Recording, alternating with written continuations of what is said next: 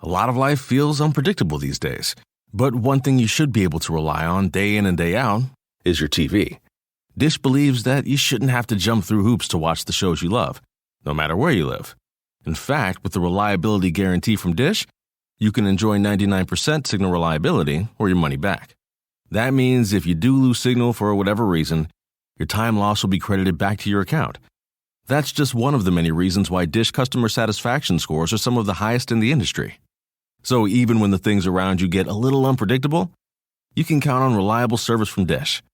To learn more, dial 1-844-CALL-DISH, visit dish.com, or find a local retailer near you. Reliability guarantee covers signal outages due to normal weather and/or technical issues only, not a guarantee of signal in all weather conditions. Credits given after outage verification. Other restrictions apply. See dish.com for details. Hurry into Ram Power Days and experience the raw power of the Ram 3500.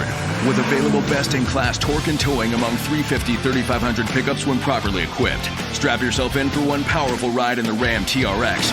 With the most horsepower of any gas pickup ever built. Or the Ram 1500, awarded #1 in driver appeal among light-duty pickups by J.D. Power 3 years in a row. Hurry into Ram Power Days going on now.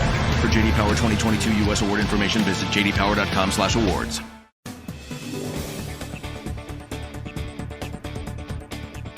Hello, and thanks for tuning in to another episode of NCIA's Cannabis Industry Voice on Cannabis Radio. I'm your host, Bethany Moore. I'm the Director of Communications at the National Cannabis Industry Association.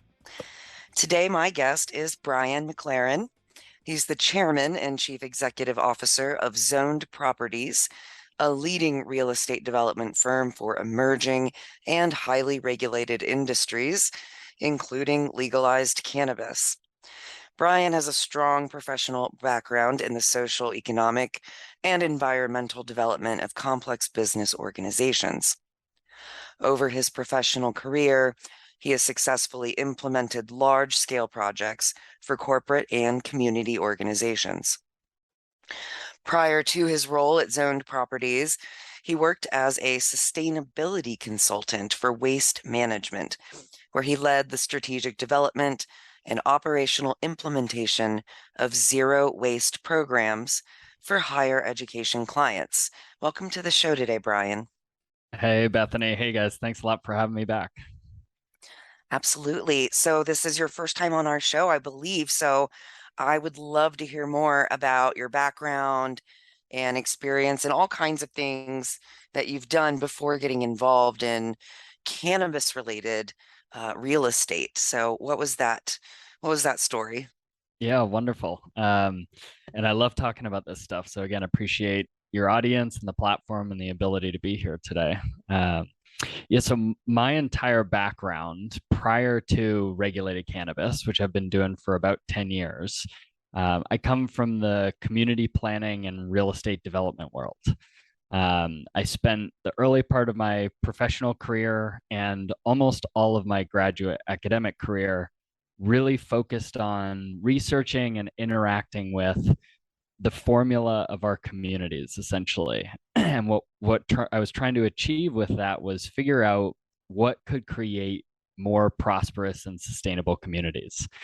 That's the beauty of the cannabis industry intersection, is that both community advocacy, sustainable development, and regulated cannabis, these are all very grassroots driven movements. They have strong legacies of community focus, advocacy, and big opportunities, both for the people involved and for the communities. So yeah, I've worked at a variety of different organizations, from big corporate organizations like Waste Management to educational institutions, interacting with almost 100,000 people in a community of students, faculty, staff, to try and build solutions for really complex problems. And so that experience for me and that passion translates perfectly into what we do at Zoned Properties and what I'm focused on for the regulated cannabis industry, trying to figure out how we do the community planning and the real estate development for a massive new emerging industry. Awesome. Wow. Yes. And the cannabis industry has no shortage of complexities and restrictions as well. So, um, all that in mind, what drew you to get involved in cannabis and how did you make that entrance into this movement turned industry? I think it's as simple as where the biggest bang for the buck kind of existed. So, what I mean by that is, for me, my passion for community development work, sustainable development, trying to figure out what in sustainability we call it the triple bottom line. So, that's the balance of people, planet, and profit. That Mm-hmm. is essentially we can do well and do good at the same time. And this is a really, really difficult thing to try and figure out. So, what I kept searching for, this was like 15 years ago, is where can kind of my skill sets and talents create the most positive outcome?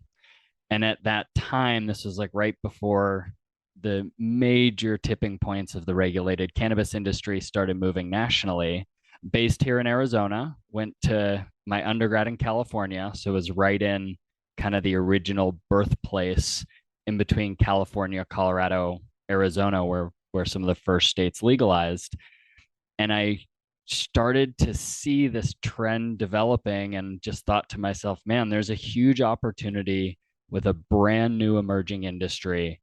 And if we get this right, if we figure out the right paradigm, the right approach, we can really build a huge amount of economic value while doing a huge amount of good for the community and all of us as community members within those communities. Yeah, that's wonderful. I, it sounds like you were drawn early on as well to the cannabis industry. I myself have been involved from the activist side of things for almost 20 years at this point as well. So it's really been amazing to watch going from, pre-legalization where we were just crossing our fingers that medical cannabis laws were going to be the thing to aim for. And here we are with 19 states where you can walk into a dispensary if you're over 21 and just have a transaction with a bud tender and then walk right back out. It's brilliant. Uh, sorry, even all these years later, I'm still just tickled about the whole process. So, um, fast forward to modern day, of course.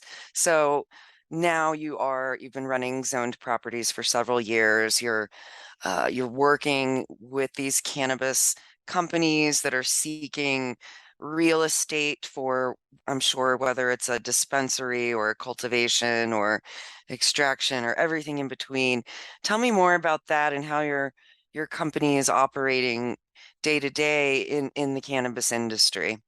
Yeah, and it's so funny. Every time I talk about this, I feel like my answer is a little different because that's how fast-paced the emergence of the cannabis industry is. It's changing. So Bethany, I know we were talking about this before the recording. It years ago it was like, okay, it's changing month to month. Now it seems like it's changing weekly, if not daily. So, what we do at Zoned Properties is really real estate solutions for property owners that want to get into cannabis, property investors that are looking into invest in cannabis real estate, and then for regulated cannabis companies. So business organizations, we call them communities of individuals trying to enter the regulated cannabis space, or what we love to focus on is transition from their legacy roles in the cannabis space pre-regulation and coming into that regulated market. And real Ooh, cool. Yeah, I think it's so important because it's like I said earlier in the intro, this is not a new industry.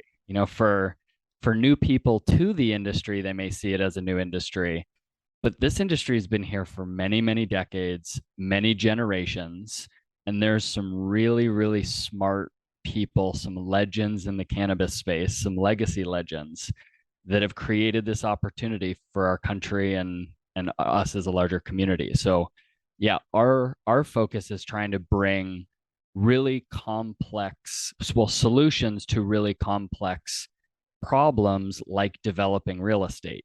And it's so complex because of the checkerboard, the potpourri of locality by locality regulation, there's 40,000 localities in this country. Right. So every time a state legalizes a program, we all applaud, it's great. And then it's time to get to work.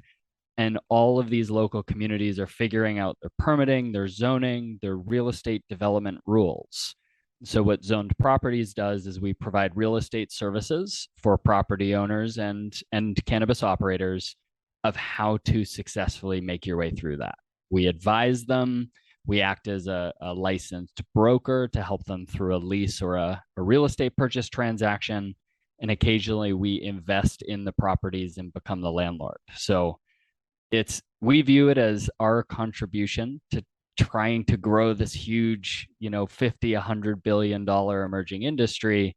And at the exact same time, we're providing education, communication for why this industry can do so many great things. Wow. And what a great thing to bring up about helping the legacy cannabis operators transition into the legal market, because that, getting into the legal market, as I'm sure, it's not super simple. There are a lot of hurdles to jump. There's a lot of capital to raise. The licensing application process is not super easy. So having someone to hold your hand and be able to interpret the local municipal laws, that's great. And to not leave behind the legacy operators along the way here as we're transitioning into this above board legal market.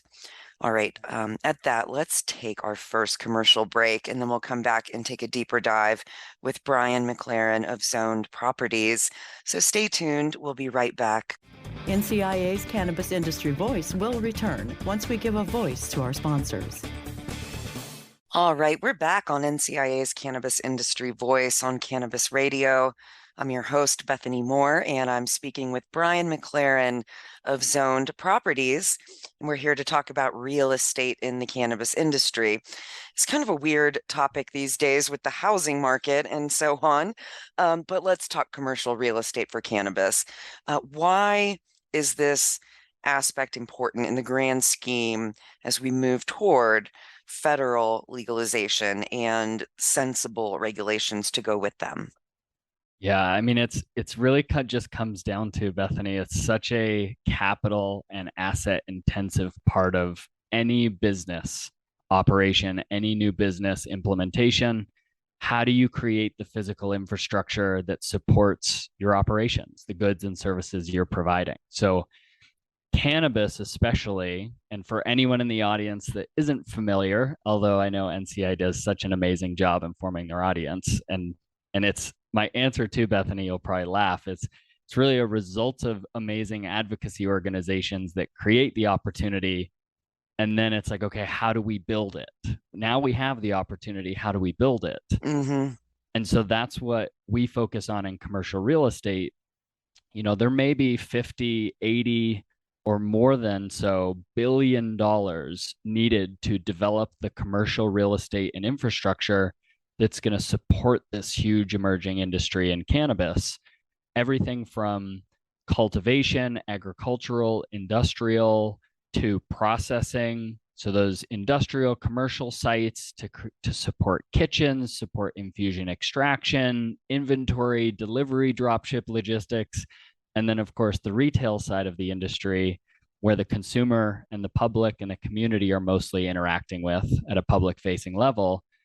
That's billions and billions of capital that needs to be raised and deployed to successfully identify these properties, design them, get them permitted, and then in real estate, we call it delivery. So successfully delivering a project to the operator. That's a very complex process and very capital intensive. And there's lots of great groups working out there on this stuff. We're one of them. And our role is to really help our clients and our own projects be good stewards of that capital and be good stewards of the community in which that capital is being invested, creating jobs, economic development, tax dollars, property values go up. I could go on and full circle back to kind of why I'm involved in this and why I'm so passionate about it. Those are all things, if done successfully, that increase community prosperity. It increases the value of all of us as individuals and the lives we will live within those communities. I love that. Yes, the cannabis industry has so much potential to create community and business. This holiday, whether you're making a Kroger Simple Truth turkey for 40 or a Murray's Baked Brie for 2, Kroger has fast, fresh delivery and free pickup, so you can make holiday meals that bring you all together to create memories that last. Kroger, fresh for everyone. Free pickup on orders of $35 or more. Restrictions may apply. And right now, you can save when you shop your faves. Just buy 6 or more participating sale items and save 50 cents each with your card. Kroger, fresh for everyone. Think about a bicycle. It takes balance to get where you want to go. Now think about business. Whatever your business or organization, you ride the line between numbers and people. Just like the bike, it takes balance. CLA, CPAs, consultants, and wealth advisors. That's CLA. We'll get you there. Clifton Larson Allen LLP investment advisory services are offered through Clifton Larson Allen Wealth Advisors LLC, an SEC registered investment advisor. Even in an unpredictable world, one thing you should be able to rely on day in and day out is your TV. With the reliability guarantee from Dish, if you do lose signal for whatever reason, your time lost will be credited back to your account.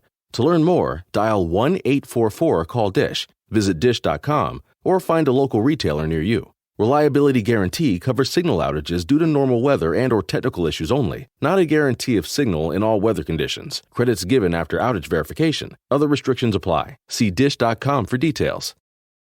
Opportunities and bringing us all together in a way that, thankfully, over these last 10 years of almost 10 years here of adult use legalization, we've got that under our belt, and the sky has not fallen, as we like to say, right? So, Right.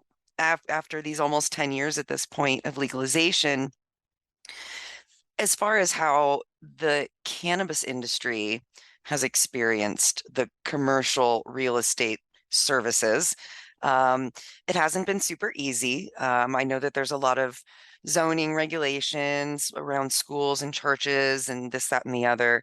It's super highly regulated. There's very specific rules. What's the joke? Cannabis is regulated more strictly than plutonium or something, right? Than a That's radioactive substance. So it's really just not as easy as buying a building and snap, you go, right? Right. But has it, in the last several years, has it gotten any easier or more straightforward as we've kind of gotten our bearings on things? Yeah, great question and commentary, Bethany. So hopefully this response will be probably the most value add nuggets for your audience here. So yes, commercial real estate development is already on its own really complicated. So when you add in the new layer of regulated cannabis, and we like to kind of joke around at our team that, you're already having to play chess instead of checkers. And then you layer on these different complexities of national, federal versus state regulatory cannabis rules and regulations, and commercial, you're now playing 3D chess. So commercial real estate's already really complicated. It gets even more complicated with cannabis regulations. And for the audience, there's several really critical things when it comes to successfully finding, developing, and delivering real estate in cannabis. So to find the right properties, you have to find what are commonly referred to in the cannabis industry as green zones. These are pieces of property that meet the local regulatory requirements. They have to be a certain distance from what we call protected uses. So churches, schools, daycare centers. They also have to be in the right zones within the master plan of that zoned community. Once you find that property, then you have to go through zoning authorizations, permitting acknowledgements, building plans, insert all the challenges of standard commercial building. And then you have to maintain those licenses and permits as you operate that facility. Throughout all of that, things like insurance, capital transactions like banking, we all know that's really difficult within the industry. Mm-hmm. Utility requirements. A lot of cannabis sites can be very utility intensive or require additional utility regulatory monitoring, like environmental monitoring, wastewater disposal, higher rules and regulations, increased power requirements and regulations. Some states even have utility oversight, how many fixtures you can include in a facility, how much power you can actually use per square foot or acreage of your facility. So these are all things that are heightened in the challenge in real estate. To your question, how has that changed over time? Has it gotten easier? Yes and no. So yes, it has gotten better in the sense that more traditional real estate experts are entering the cannabis space, which we love. A big part of what we see our role at Zoned Properties is educating and coaching other real estate professionals and welcoming them into the space. There is so much need in business. There is not a concern in the world about competition at this point. So it's gotten easier in the sense that there are more experts working on this. There is more availability of those individuals for cannabis operators and property owners and investors. On the other side, though, it has gotten more difficult. As anything grows, emerges, and evolves, we now have a lot of people in the conversation. When I say conversation, I mean national discussion about regulating and operating cannabis. That's created a lot of noise. A little chaos, huh? And so that is still very challenging. It's a lot of what we do for our clients is making sure the fact-based information is available. And that noise, all of us in the cannabis industry, I think, are pretty familiar because it's the same noise that is often used by anti-cannabis and false propaganda from the war on drugs. So it's this, I always say educating, teaching. I think there's a lot of people that are still basing decisions and opinions on fear when it comes to cannabis, especially in the local community. So these are on city councils, on planning and zoning boards, on county supervisor boards. These are the bodies and individuals who are going to approve or deny local permits for cannabis sites. And a lot of them are not up to date on real fact-based knowledge about what cannabis, not just what it can do and we think it can do for the community. Now, after having so many years of actual hard evidence, fact-based data points, we can show almost all of these fears. To be fair, this is still a complex emerging industry. There's still unknowns, but things like property values going up, job growth, obviously, tax dollars, clearly a major benefit for the community. But things that people were afraid of, like, will crime go up? Almost always we're seeing crime go down. Property values are going up, both residential and commercial. So these are all things that we need to all just keep working, keep advocating, keep teaching and coaching. I'm pretty surprised by how far we've come in just the past decade. But again, obviously acknowledging the decades and generations of those kind of legacy advocate people that have gotten us all here. Absolutely. Yeah, that's super interesting. And the complications surrounding the zoning in particular, I'm thinking, the schools and the daycares and the churches, why? I don't quite get it. Again, I think that's what you were referring to as operating from the reefer madness, war on drugs type of mentality as well. Yeah, and maybe Bethany, just real quickly on that, because it's such an important point. This is where a big disconnect occurs because, why shouldn't a cannabis site be next to a daycare or school? Like, cannabis is not the big, horrible devil's lettuce that we were all led to believe. No. It's more a community planning approach. And we also, as cannabis professionals, need to educate ourselves on what the community looks at. So just for example, you would not want a big industrial operation right next to a neighborhood of any kind. Right. whether it's cannabis or growing tomatoes or manufacturing computers. Or the Purina Puppy Chow factory here in Denver. Sorry. That's right. I've lived in locations with those too, and that's where I've seen it get way better over the past decade. We're actually having the appropriate conversation. Should this type of use be in this type of location in our community? Whether it's cannabis or not. That's right. And so if this is a retail location in the community where public facing retail stores should go, great, cannabis should go there. It's not, oh, do we believe cannabis is right? Okay, the voters have spoken. Now let's figure out how to implement these things. Oh, yeah. Love that. Okay, let's take our last commercial break, and then we'll come back and continue the conversation and wrap up with Bryan McLaren of Zoned Properties. So stay tuned. We will be right back. NCIA's Cannabis Industry Voice will return once we give a voice to our sponsors. All right, we're back on NCIA's Cannabis Industry Voice, and we've got just a few minutes left here with Bryan McLaren of Zoned Properties. And there were a couple things I wanted to cover that we didn't get to in the previous segment. So looking at the 37 states with some form of medical cannabis, 18 or 19 with adult use. And every year we see these numbers increase as we head toward federal legalization and more states put these on their ballots.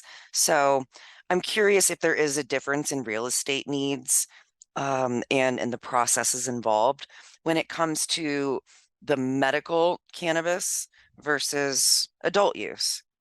Yeah, I think it's generally based on perception, Bethany. So it's interesting, like we were talking about before, are we having the right conversation? So when I mentioned before, I'm referring to when we were just discussing, should cannabis go in the community? It's where should a retail or an industrial or an agricultural use that may be cannabis or maybe tomatoes or maybe, something else, a toy store. It's the same thing on the medical versus adult use. So if we are in a state operating with medical legislation and regulation around cannabis, the question should become, well, how does that state and those communities treat a medical style industry? Right. And I think if we're being fair and as objective as appropriate, which will help with reducing noise, reducing chaos, increasing education, a lot of times because the states and the voters are saying, hey, politicians, federal government, we're not going to wait for you. We are creating the change in our communities. Sometimes that comes with systems that aren't necessarily perfect or far from perfect. So there's cases, we've seen, and I think we can all acknowledge, where states have legalized medical programs that may have been structured more like recreational or adult use systems. Not to say anything about the medical efficacy of cannabis. I mean, even if cannabis is being used recreationally, I think the future decades of medical research, hopefully we're going to continue to see on cannabis, will reveal an amazing new set of medical benefits, regardless of intended use.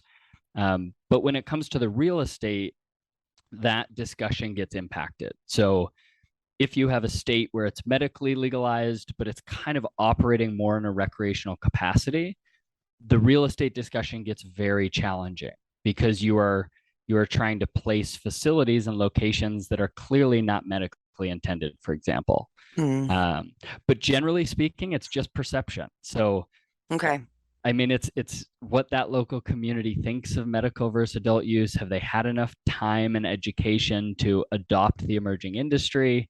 And again, I think at the end of the day, we're probably going to see both everywhere in their true spirit. Got it. Yeah, that's great insight. I appreciate that. We've got just about 30 seconds left. So I just want to make a couple quick announcements. NCIA's 11th annual Cannabis Industry Lobby Days will be taking place in 2023 on May 16th, 17th, and 18th. And I know you missed out in our 10th in September, but hopefully you can make it with us in May. It's an amazing experience to go to Capitol Hill in DC and get your steps in going between the House and Senate buildings. It's a fantastic opportunity to network with your fellow NCIA members as well. Excuse me. Also, our board of directors election is running through November 11th, and our committee application period is also running through November 11th. So I encourage NCIA members who are interested in getting more involved to check out those opportunities. All right, so we have run out of time, and apparently I'm losing my voice in this episode too. But thank you so much for joining us on the show today, Bryan. I really appreciate your insight into the real estate market for cannabis. And thanks to our listeners for tuning in to another episode of NCIA's Cannabis Industry Voice. Until next time.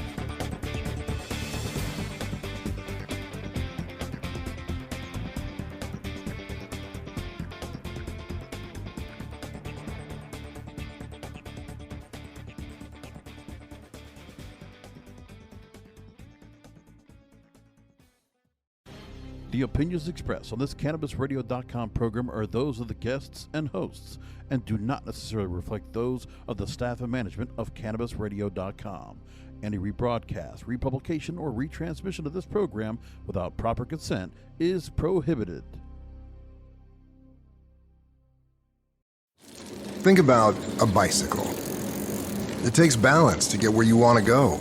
Now think about business. Whatever your business or organization, you ride the line between numbers and people. Just like the bike, it takes balance. CLA, CPAs, consultants, and wealth advisors. That's CLA. We'll get you there. Clifton Larson Allen LLP investment advisory services are offered through Clifton Larson Allen Wealth Advisors LLC, an SEC registered investment advisor. The Wendy's $3 breakfast deal is here. Get a bacon or sausage, egg, and Swiss croissant plus a small seasoned potatoes. That's a better breakfast for just $3 in 3 easy steps. 1, wake up. 2, get out of bed. And 3, head to Wendy's for your $3 breakfast deal. Choose wisely. Choose Wendy's $3 breakfast deal. Limited time only. Participating U.S. Wendy's during breakfast hours. Select or request $3 breakfast deal in order to obtain discount. Not valid for a la carte or combos orders. Price and participation may vary in Alaska and Hawaii.